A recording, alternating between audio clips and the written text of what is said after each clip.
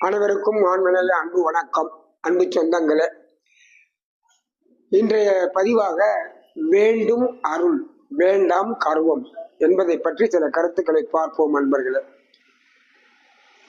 இன்றைய சிந்தனையாக கர்வம் வேண்டாம் என்பதுதான் முத்தாய்ப்பாக நாம் பார்க்க போவது. நான் எனது என்ற அகங்காரமும் எனது என்னும் மமகாரமும் நம்மை விட்டு அகன்ற பொழுதுதான் ஒருவனுக்கு ஞானமே உண்டாகும். நான் தான் பெரியவன், என்னால் எதுவும் செய்ய முடியும் என்ற கர்வம் இருந்தால் அவனை தோல்வி கட்டாயமாக தழுவும். உலக வரலாற்றில் எல்லாம் தெரிந்தவன் தோற்பதும் ஒன்றும் தெரியாதவன் ஜெயிப்பதும் நாம் கண்டிருக்கின்றோம். கண்டிப்பாக கர்வமே இல்லாமல் வாழ்ந்தால் அதுவே வெற்றி நடை போகும் வாழ்வாகும். அலெக்சாண்டர் உலகெல்லாம் வென்று தனது குடை கீழ் எல்லாம் கொண்டு வர வேண்டும் என்று நினைத்தார்.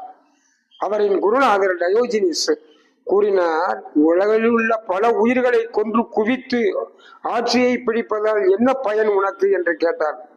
அது என் இலட்சியம் என்று கூறி கர்வத்தோடு சென்றான். இவ்வாறு கர்வத்தோடு பேசிய அலெக்சாண்டர் தன் நாடு திரும்பும் போது ஒரு மலேசியா கொசு கடித்து மாண்டு போனான். அதேபோல் அர்ஜுனனும் தனக்கு நிகராக வில்வித்தையில் யாரும் இல்லை என்ற கர்வம் இருந்தது. அவன் மரக்கிளையில் உள்ள கிளியை நீரின் பிம்பத்தை பார்த்து குறிவைத்து வெல்லும் திறமைசாலி. கண்ணன் அவனின் கர்வத்தை போக்க ஒரு போட்டி வைத்தான். அதுதான் நீரில் நீந்திக் கொண்டிருக்கும் மீனை குறிவைத்து எய்துவது ஆகும். இப்போது அர்ஜுனன் குறிவைத்தான், தப்பாது என்பார்கள். மீனுக்கு குறிவைத்தான். கடவுள் அவதாரம் கண்ணனோ லேசாக தன் வாயால் ஊதினான். லேசான அலைகள் தோன்றியது. அர்ஜுனன் குறி தப்பியது. வித்தையில் தோற்று போனான். இப்போது கடவுள் உபதேசிக்கிறார், எல்லாம் தெரிந்தவன் தோற்று போகிறான், ஒன்றும் தெரியாதவன் ஜெயிக்கிறான்.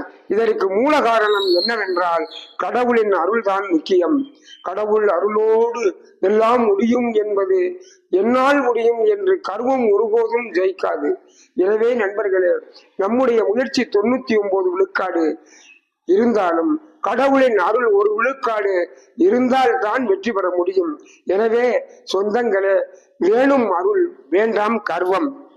நான் என் யாக்கையை விட்டு விடுவேன், ஆனால் சீதையை விட மாட்டேன் என்றான் ராவணன். அழிந்து போனான். வேண்டாம் கர்வம், வேணும் அருள் என்பதை நாம் முத்தாய்ப்பாக நம்பி வாழ்க்கையில் மேம்படுவோம். அருள் பெரும் ஜோதி, அருள் பெரும் ஜோதி, தனிப்பெரும் கருணை, அருள் பெரும் ஜோதி. திருச்சிற்றம்பலம்.